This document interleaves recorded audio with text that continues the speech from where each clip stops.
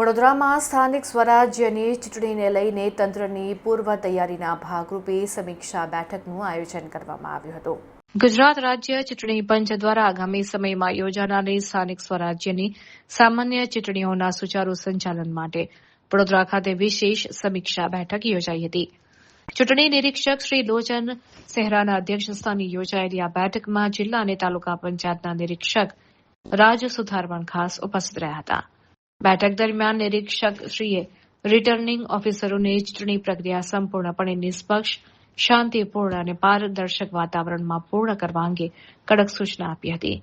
તેમણે મહાનગરપાલિકા, જિલ્લા તાલુકા પંચાયતો અને નગરપાલિકાઓની ચૂંટણી માટે વહીવટીતંત્રની સજ્જતાની ચકાસણી કરી હતી.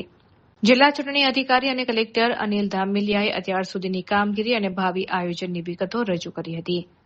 નાયબ જિલ્લા ચૂંટણી અધિકારી શ્રી કેલૈયાએ પ્રેઝન્ટેશન દ્વારા ઈવીએમ ફાળવણી, સ્ટ્રોંગ રૂમની સુરક્ષા વ્યવસ્થા અને ચૂંટણી સ્ટાફની તાલીમ અંગે વિસ્તૃત માહિતી આપી હતી. આ બેઠકમાં તમામ નોડલ ઓફિસર્સ અને રિટર્નિંગ ઓફિસરો ઉપસ્થિત રહ્યા હતા. ચૂંટણી નિરીક્ષકે ભારપૂર્વક જણાવ્યું હતું કે લોકશાહીના પર્વમાં મતદાન પ્રક્રિયા કોઈપણ અવરોધ વિના સંપન્ન થાય તે સુનિશ્ચિત કરવું દરેક અધિકારીની પ્રાથમિકતા હોવી જોઈએ.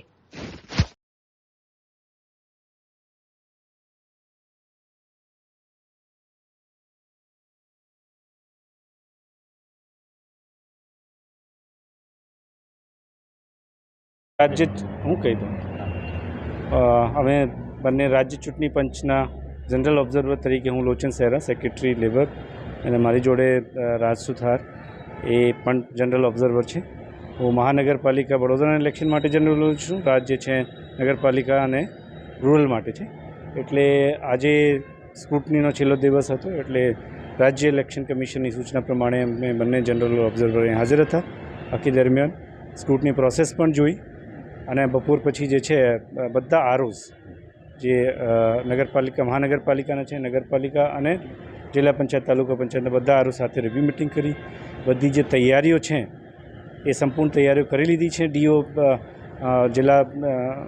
જિલ્લા અધિકારી ડીઓના અધ્યક્ષસ્થાને, અને બધી જે વ્યવસ્થાઓ કરવાની છે એ પણ સેટિસ્ફેક્ટરી છે, એમનો પણ રિવ્યૂ લેવામાં આવેલો છે. અને વી આર કોન્ફિડન્ટ કે ઇલેક્શન જે છે वो સારી રીતે અને સુચારુ રીતે સંપન્ન કરવામાં આવશે.